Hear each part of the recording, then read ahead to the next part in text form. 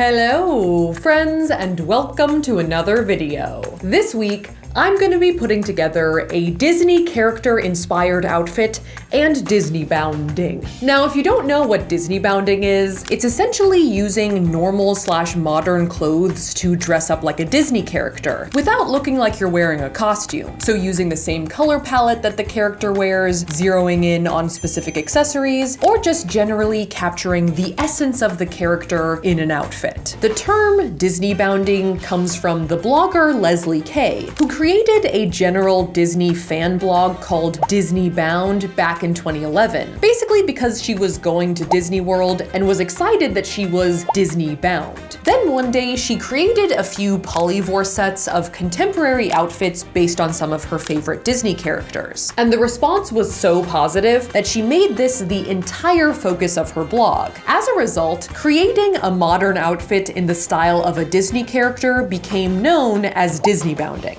The trend also caught on because people over the age of 14 are not allowed to wear costumes to the Disney parks. I think because Disney doesn't want kids mistaking non-park employees for the character actors that they hire to roam the parks. Probably both because you don't want kids just running up to random people, and also because Disney is very particular about the way they train their character actors to stay on brand. So Disney bounding allows adults to dress up as Disney characters without getting kicked out of the park. And over the last 8 years, Disney bounders have grown into a robust community of fans who embrace the style challenge of dressing up like different Disney characters and even Disney rides in creative ways. Now, I remember seeing some of these polyvore edits on Tumblr years ago, and they always really interested me, even before I lived in Southern California and went to Disneyland pretty regularly. But the trend popped back into my head a couple of weeks ago when I saw Refinery29 had done a video called "Why Adults Aren't Allowed to Wear Costumes to Disneyland." So I thought it would be fun to try and give Disney bounding a go myself, and then take our attempt to Disneyland. All right. So let's see what we can do. So the first step to Disney bounding is to choose the character that one wants to bound as. Now, because the Disney bounding community is pretty big and has been around for like 10 years, people have bounded as literally anyone and anything, so nothing is off limits as long as it's Disney. I personally enjoy the classic 2D animation movies the best, preferably ones that came out before 2000, just so it has some nostalgia element for me. So that whittles down our list right off the bat. I'm also hoping for a character that has a clear romantic interest / friend / sidekick, so I can make Tyler dress up with me. And that narrows it down even further. I think the first idea I had was to do Snow White. I think we've established a bit of a meme around Snow White, or at least her well, and she's definitely my favorite classic princess. Unfortunately, Snow White's clear second character would be Prince Charming, who is probably, of all of the Disney princes,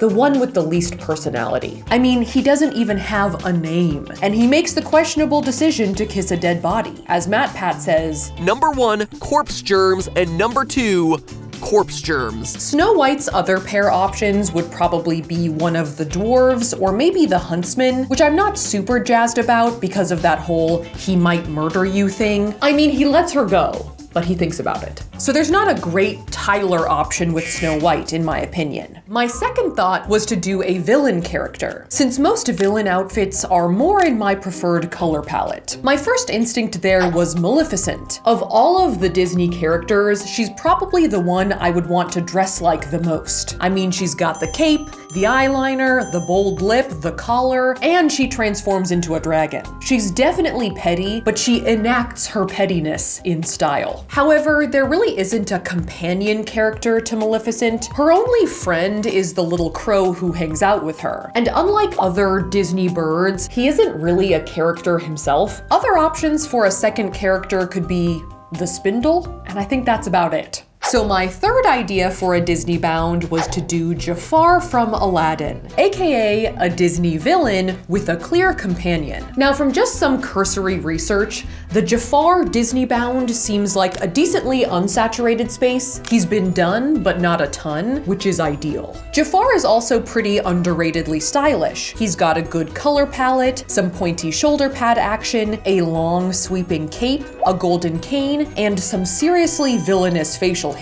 Snidely Whiplash, who, his sidekick, the parrot Iago, is also very brightly colored and has a lot of character, so he would be a great Disney bound for Tyler, as long as he's down for it. I think he steals the show, so I'm okay with it. It's also kind of topical because the live action remake of Aladdin is coming out like this month, and apparently Jafar is hot now. Just saying. So I think Jafar and Iago should be our choices. Okay, so we have to put together 2 outfits that aren't costumes and also don't include any accessories that would get us kicked out of the park. They say anything that drags on the ground is a no-no, or masks. Now, I've noticed in other Disney bounds, some people will stick with like a contemporary casual wear look, and some people will go for a more mid-century vibe. I think because Disneyland opened in 1955, there's sort of a 50s nostalgia wrapped up with the park, and Disney itself has also started selling Disney bound-ish dresses in a kind of mid-century silhouette. It's like a decade bound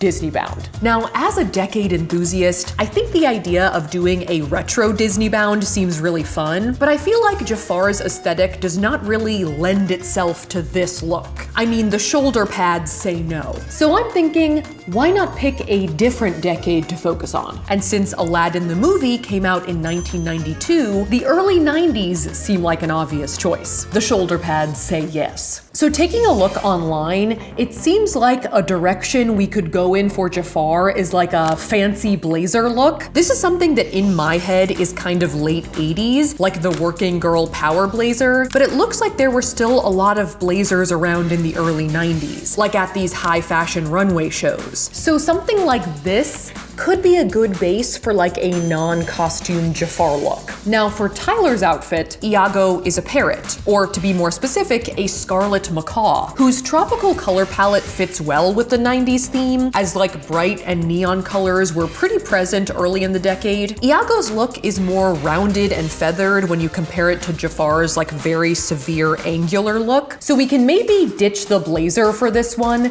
and go for something a little more casual. Something that incorporates kind of like a color block or pattern in Iago's general color palette, sort of as seen on Zach Morris from Saved by the Bell, and also very notably on the Fresh Prince of Bel-Air himself, Will Smith. Will also wears a lot of these flat brim hats in Fresh Prince, which could function well as a sort of beak. Now here's an interesting thing. Hillary from Fresh Prince of Bel-Air kinda wears the blazer style that I'm going for with my Jafar look, like all the time. So it's kind of like we're Will and Hillary from Fresh Prince of Bel-Air. Now here's an even more interesting thing. Will Smith is now playing the genie in the live action Aladdin in 2019. So it's all coming full circle. This feels right. Oh, that's hot. Well, our outfits at least. So we went out shopping to a few different stores, vintage and non, to search for our outfits, beginning with our blazer quest. I see a little shoulder action. It's not zero. Yeah, I think we need more flip. I don't know if we'll be able to find a true flip. Yeah. But we need like something. We decided pretty early on that we were gonna go for a black blazer, partially because there just weren't that many red options. It's not quite right, it's more Cruella. But also because Jafar's outer layers are black, and then the inside of his cape/robe thingy is red. This proved to be more difficult than we thought. The shape of it isn't quite right. No. Yeah, this is more like Ringmaster. This is kind of cute. The lapel. The little like flip right here. I don't know if I want all the buttons though. But then we found this mannequin, kind of decked out in like exactly the silhouette we were looking for. The blazer itself is pretty plain, but it has the right boxy look, so we decided to go with it. As for what to put under it, we needed something red. So we found this high-necked plain t-shirt dress to represent his undercape. And with the base of my outfit now accounted for, it was time to to embark on an accessories quest. You look like you're ready to turn into a red genie. I'm stuck. So one of the defining elements of Jafar's getup is his golden snake staff. He's pretty into snakes. I mean, he turns into a snake. So we were definitely on the hunt for some snake stuff. We sort of like quickly stumbled upon this golden snake belt. That looks right. That's pretty cool. It's not a cobra, but it is a snake. Be a rattlesnake? Sure. A garter snake? Which, besides being snaky, could also serve to cinch our blazer at the waist like with this mannequin. So we snagged it. In addition to that, we also ordered this hand wrap bracelet thingy just for even more snake. Right now, I am to snake as that guy is to cowbell. The other prominent accessory that Jafar wears is his headpiece, which is mostly black, but includes a red feather and a red jewel on it. Now, there were a lot of hats in the early 90s that people seem to have worn with blazers, but they don't all look great on me. This can't be right. No, yeah. This can't be right. It's almost like a Cyndi Lauper from Hell look. What's happening? Where am I? Luckily, we happened to have this black bowler hat that we used in our 1987 fashion video that seemed kind of like the right look, and we found this red hair scarf that we could tie around it to represent Jafar's red feather. We should just try it out. Yeah. We should just test it out. To stand in for the jewel on his hat, we found this kind of like dangly brooch online that seemed like it would pair well with a blazer and also looks a lot like his thing. So we ordered that too. So with some progress made on my outfit, it was time to take on Tyler's look, which started with our hunt for a color block top. And luckily for us, this sort of casual 90s style is pretty in right now, so we were able to find quite a few options to try on. That's not bad. It's just like Toucan Sam vibes. Like windbreaker combos. It's not quite red enough, is it? No, it's like really green. What I would describe as Chandler Bing-esque button-downs. It's kind of like a bowling shirt. And this pretty promising hoodie. Oh, that's great. That blue looks really good. It does have like the wings vibe. It's very yellow and blue. Yeah. But if the rest of your outfit is red, I feel like it would work. So we decided to go with this as our top. The other main features we had to shop for were his beak and his talons. We had mentioned earlier that we would probably want a hat to stand in for his beak. I don't know, there's so much yellow on this like hoodie. I feel like you should go red. His beak is orange, but his head is red. So we figured that the shape of the hat was enough to like suggest his pecking abilities. Like that's kind of the vibe. As for his feet, we found a pair of Vans that could work. Could be a talon, maybe. And with those, we were pretty much done with Tyler's outfit, especially since we had ruled out any other accessories early on. You look like Keanu Reeves. Yeah. Or like Milli Vanilli. So with our outfits chosen, we were bound to disneybound. I'm sticking by that. All right, so we are here now at Disneyland, ready to vlog our outfits. We did come in the afternoon a little bit just because it's a little hot out and there's a roller coaster going by, and our outfits are pretty Toasty. warm. Voice just crack really bad. Toasty. I'm a parrot. We had gotten into the park without a hitch, so I think that our Disneybounds had passed the not a costume test. So we've got a couple of hours of wandering around, taking some pictures and seeing how we look. It seems like a popular move to take a photo, either with the Disney character actor that you are Disneybounding as, or to go to a portion of the park that has some theming associated with your character. For Disneyland in LA, Adventureland is the spot that has a little bit of that Aladdin Agrabah bazaar feel, but there's not a lot of it. They used to have an Aladdin themed restaurant, but it's gone now. Yeah, I think in Walt Disney World they have an Aladdin like magic carpet ride, but here all we've got is the bazaar. And it was also very crowded. Your part of town is a madhouse. This is a busy area. Yeah. Everyone wants a piece of this, even that crying child. So for our all-important Instagram, we went somewhere else. So we're actually right now filming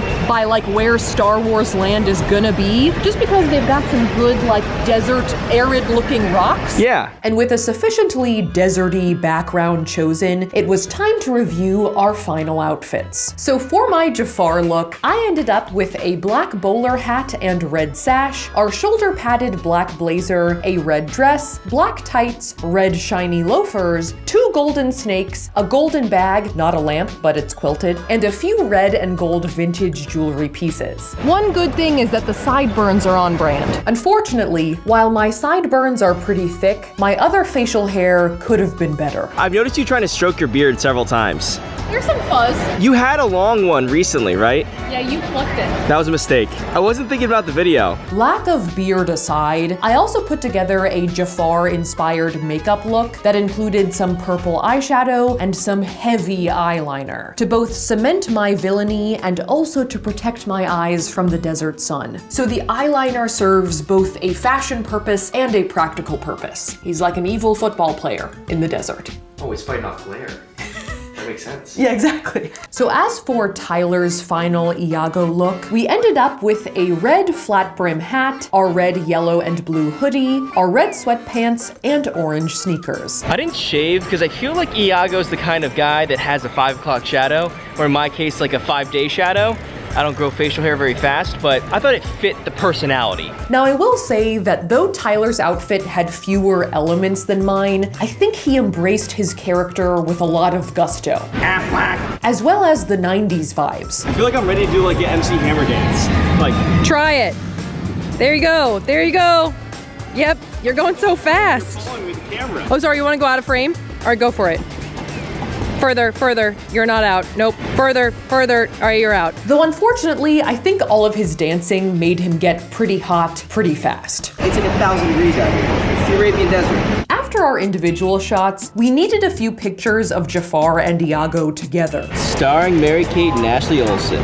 In their pursuit of power and world domination. And after a few different attempts, including a couple where Tyler almost injured himself, we finally had a few photos that were suitable for the gram. Now, although Disney bounds don't have to be super obvious to other people, I was curious to see what you guys would think of our attempt. Specifically, if you guys could guess who we were trying to be, and also if you thought we pulled it off. So I uploaded these 3 photos to Instagram to get a few opinions. Now, based on your guys' comments, I would actually say that a majority of you were able to identify that we were trying to be Jafar and Iago. I think that Tyler's pose in the 3rd picture is a little bit of a hint, but regardless, I feel like it's a positive indicator for our efforts that you all were able to guess. I was also very excited to see a lot of people guessing our late 80s, early 90s inspo, like Will and Hillary from Fresh Prince, Lisa and Screech from Saved by the Bell, Dion and Murray from Clueless, the Heathers, just generally, and also the Backstreet Boys in Paris Gone Wrong, which is a thing, I guess. There were also a few less accurate guesses that I enjoyed, like Caillou, Carmen Sandiego and Alvin the Chipmunk, Cruella de Vil and Snow White, the Pixar Ball, and my last 2 brain cells deciding what I should wear. So I guess all in all, I would say this was a successfully conveyed Disney bound. Mostly. Now, with the social media portion of the Disney bounding experience complete, it was time for us to explore the park in character. Watch out. Mind control. Back off, Buster. Can we get some churros? You will buy churros and marry me to the princess. So we headed back to our little slice of Agrabah in Adventureland, where we did find a magic carpet mosaic to pose next to, but disappointingly, not much else. Here's another Aladdin-themed attraction, Raja's Mine. It's a penny flattening machine. That is prime content right there. They're really going light on the Aladdin theming, especially for having a movie coming out. Yeah, also because all 3 of the designs are Moana ones. In fact, I was pretty shocked at how few Aladdin products they had for sale. Where's the Jafar merch? Where's the Iago merch? We're both getting this right on the stick here. Listen, I'm hot now. Don't you know? So I had to settle for some rubber snakes. Say hello to my little friend. Do you need more snakes? Jafar meets Brittany. And then Tyler, for his part, found a yellow and red macaw that could have been Iago or could have just been a rando bird from the tiki room. Are you in a stare-off with an acrylic parrot? I'm like that bird from Animal Planet. That's a mating dance. Are you trying to mate with the acrylic parrot? I'm trying to get it on. Should I be jealous? This is bizarre. After we had thoroughly exhausted all of the Aladdin-themed stuff we could find, we continued exploring, though I would say that the heat of the multiple layers of my outfit and Tyler's sweatshirt were increasingly taxing. All right, Tyler's feeling pretty hot. Steamy. Pretty steamy, pretty sweaty. I'm doing okay. My back's a little sweaty just under the blazer and the belt and the tights, but my feet are doing okay for now, which is a big win. I feel like part of the challenge of Disney bounding is that you have to wear your outfit around Disneyland, and I'm doing okay so far. So after bouncing around the park, riding the carousel, eating some dinner, and trying to steal a giant torch, I found my new staff. It's much better than the old one. It's got fire on it. For this one, I could have two. I could have both. I think it was time to end our Disney bounding day. All right, are you ready to go home? Yes. Yeah, my feet have finally started to hurt. I'm just sweaty. Still. I'm molting. Fresh Prince of Bel-Air, more like Swamp Prince of Bel-Air. Okay, I'm taking it. Am I right? I'm taking the camera. So that was our Disney bounding experience. Overall, I very much enjoyed the process of putting together these outfits, from choosing the characters to figuring out how to represent different components of their look with modern clothing. In our case, including a 90s inspired vibe made it a little more challenging, but you know I love me some decades, so I'm always down. Besides that, I also thought it was fun to try and straddle the line between like outfit and costume, and I think there is a possibility that we will try Disney bounding again in the future. Come to think of it, Maleficent and the Spindle could be an interesting choice. I mean, maybe we could get Tyler into one of those spiky punk hairstyles that sticks straight up. It's not necessarily decade appropriate for 1959, but it could be fun. Thank you guys so much for watching. If you liked that video, make sure to shamash that like button, and if you want to see more videos like this, make sure to shamash that subscribe button. Here are my social media handles, and a big shout out to Carter for watching. Thanks for watching, Carter, and I will see you guys next time.